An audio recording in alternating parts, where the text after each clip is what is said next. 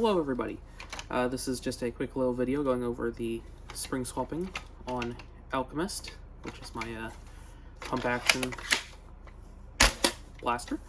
The spring swapping on Alchemist is just one pin, which is this pin right here. You just punch it out from the other side, and then this back cap right here comes off the end.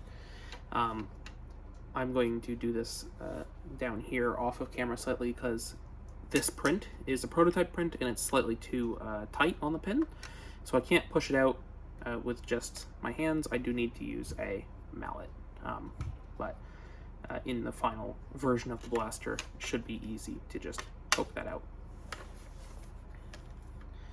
So I'm gonna line that up and just give it a few whacks, gets it out of the way right there, and then a few more whacks.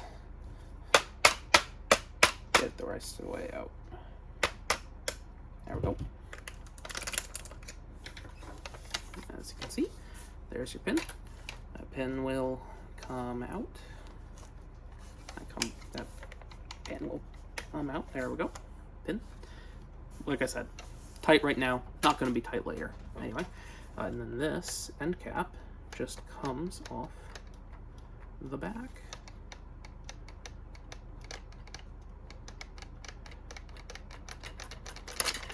There we go. So that comes off the back, right there, just like that. This has a little dovetail at the top to keep it aligned with the top rail, which also has a little dovetail in there.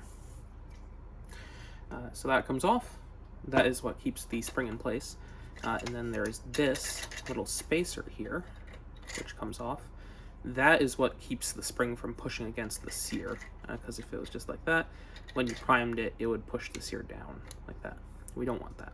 So this keeps it off the sear. And also, it has a little lip on it right here, and that keeps the, if you were using an open-ended spring, like this, where it doesn't have a rounded edge, you don't want that pointy bit to go inside that hole, like that, because that would rub against the plunger rod. So that little lip there keeps the pointy bit from rubbing against the plunger rod. Anyway, so take off your spacer disc, and then you hold down the trigger, and then you prime this back. Give it a little bit of a guidance, and it'll just pop right out. You can then take out your spring. This does currently fit long shot sized springs as well, but the installation for this is a little bit iffy right now. I need to make some more tweaks. Right now, it fits in there. It's just not as smooth because you need to get it around the sear, get the sear out of the way, and then kind of push it in. And it's harder because it's a much wider spring. It's not a major issue, might not solve it before release, but it's something that I would like to at least try to fix. Anyway, so you have your plunger at the back. You can then put your spring on it. You want to make sure that the plunger always has its notch facing down. Put the spring on it, kind of pop it over the sear a little bit, and then you can hold down your trigger and then push this the rest of the way in. And because the slide is so smooth, you can push it from the back with the plunger.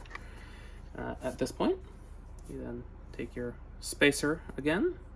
You line up the bit with that little bottom notch out of it, right there. That goes down. That's just a little bit of clearance for the sear. That will just kind of sit in there, held in place by the sear. You want to pull back the plunger a little bit to make sure that the plunger rod is aligned with that. Probably on the next prototype of this, the plunger rod's going to be longer, and you won't need to do that, but for this one, at least for now, you do want to push it back a little bit, make sure that the plunger rod aligns with that, and then we're going to rest the muzzle on my leg, making sure that I don't hit the priming handle, because that would push back the plunger.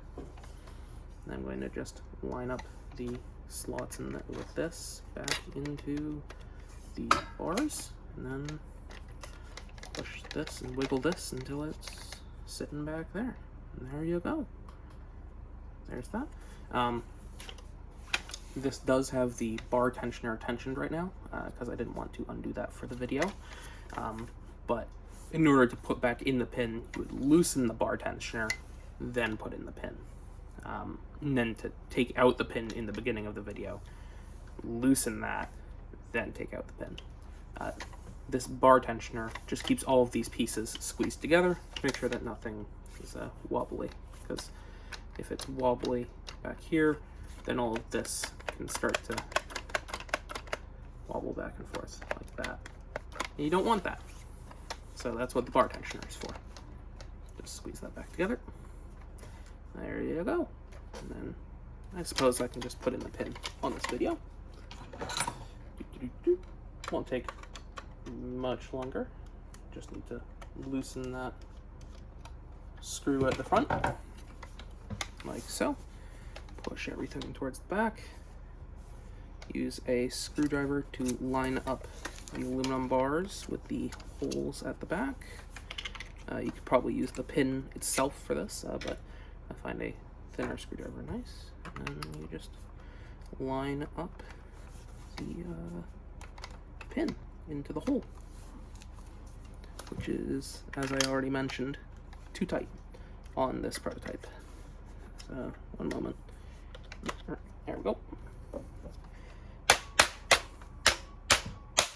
There we go. And need to line up the other bar on the other end, just like that, and then pop it in there. And there we go. There is a fully swapped spring. Pin goes back in there, nice and flush with the side, and flush with the other side. And then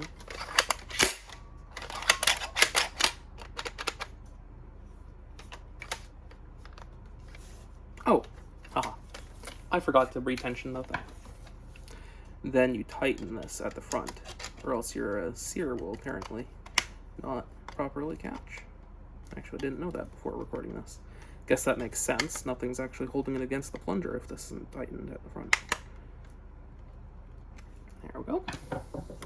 That's a little hex head, like that, with a slot through it. So, yep. And there we go. Now it catches. There is your nice spring swap on Alchemist. As I mentioned, next version of this, I'm going to make the plunger rod longer, so it doesn't have this sort of... It kind of goes down right now when it's all the way forwards. That's no good. And having it slightly longer will help it feel nicer to prime and easier to align when doing spring swaps. Yeah.